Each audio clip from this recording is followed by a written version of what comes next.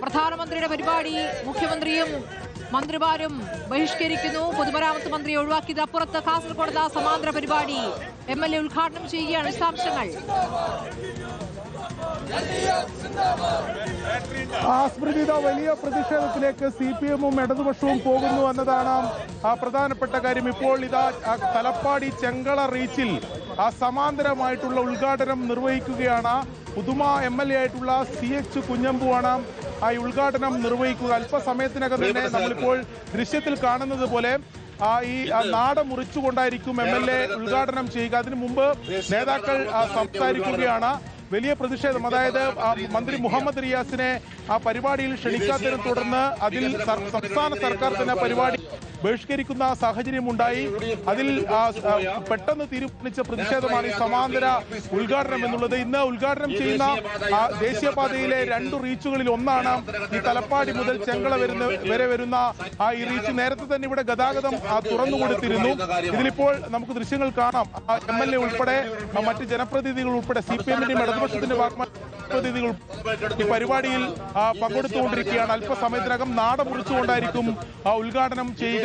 കേന്ദ്ര സർക്കാരിന്റെ കടുത്ത അവഗണനയാണ് ഇതിന്റെ ഭാഗമായി ഉണ്ടാകുന്നത്.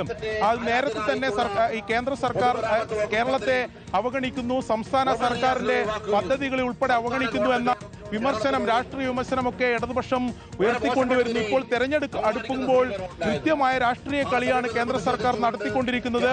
ഈ ദേശീയപാതയുടെ നവീകരണം അത് ഹൈജാക്ക് ചെയ്യുന്നതിന് വേണ്ടിയിട്ടുള്ള രാഷ്ട്രീയമായിട്ടുള്ള ശ്രമമാണ് നടന്നുകൊണ്ടിരിക്കുന്നത്. അത് അനുവദിക്കാൻ കഴിയില്ല, അത് അംഗീകരിക്കാൻ കഴിയില്ല എന്ന രാഷ്ട്രീയമായ മറുപടിയാണ് ഇതിലൂടെ ഇടതുപക്ഷവും അതോടൊപ്പം തന്നെ CPM ഉൾപ്പെടെ നൽകിക്കൊണ്ടിരിക്കുന്നത്. അതുകൊണ്ടാണ് പ്രധാനമന്ത്രി 2 റീച്ചുകളും ഉദ്ഘാടനം ചെയ്യുന്ന ഇന്നേ ദിവസം തന്നെ സമാന്തരമായി ഈ പാതകളിൽ ഉദ്ഘാടനവും റോഡ് ഷോ ഉൾപ്പെടെ ഇടതുപക്ഷം തീരുമാനിക്കുകയും നടപ്പിലാക്കുകയും ചെയ്തിട്ടുള്ളത്.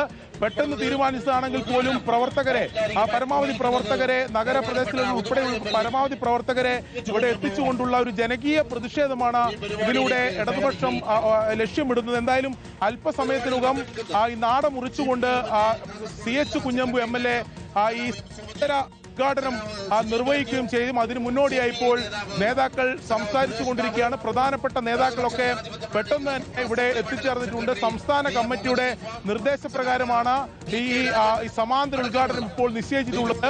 ഇവിടെ ഇപ്പോൾ ഈ തലപ്പാടി ചെങ്കളപാത നാട മുറിച്ചുകൊണ്ട് ഉദ്ഘാടനം ചെയ്യും. അതേസമയം തന്നെ കോഴിക്കോട് മന്ത്രി മുഹമ്മദ് റിയാസിന്റെ നേതൃത്വത്തിൽ റോഡ് ഷോ ഉൾപ്പെടെ നടത്തുകയാണ്. അങ്ങനെ ഇത് രാഷ്ട്രീയമായി ഇടതുപക്ഷം ഏറ്റെടുക്കുകയാണ്, അല്ലെങ്കിൽ അതിന് രാഷ്ട്രീയമായി മറുപടി നൽകുകയാണ് എന്നതാണ് ഏറ്റവും പ്രധാനപ്പെട്ട കാര്യം. ഈ അവഗണന അനുവദിക്കാനാവില്ല. ഇതിനു മുമ്പും പല പദ്ധതികളുമായി ബന്ധപ്പെട്ടും പല ചടങ്ങുകളുമായി ബന്ധപ്പെട്ടും ഇതേ അവഗണന ഉണ്ടായിരുന്നു. അത് വിഴിഞ്ഞം ഉൾപ്പെടെ ചൂണ്ടിക്കാണിച്ചുകൊണ്ട് അതിന് മറുപടി നൽകുന്നു.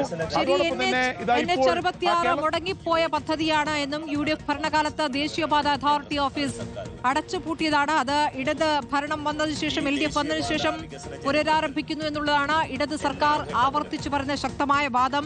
ചരിത്രത്തിൽ ആദ്യമായി ദേശീയപാത വികസനത്തിനായി സംസ്ഥാനം 5600 കോടി രൂപ മുടക്കിയിട്ടുണ്ട്. ആ പരിപാടിയിലാണ് പൊതുമരാമത്ത് മന്ത്രിയെ ഒഴിവാക്കിയിരിക്കുന്നത് എന്നുള്ളതാണ് സർക്കാരിന്റെ ഏറ്റവും വലിയ പരാതി. അതാണ് ഒരു ബഹിഷ്കരണത്തിലേക്കും വലിയ പ്രതിഷേധ പരിപാടിയിലേക്കും സമാന്തര ഉദ്ഘാടനത്തിലേക്കും സർക്കാരിനെ നയിച്ചിരിക്കുന്നത്.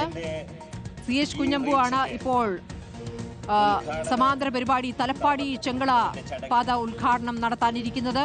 വളരെ രാഷ്ട്രീയമായ ദുഷ്ടലാക്കോടുകൂടി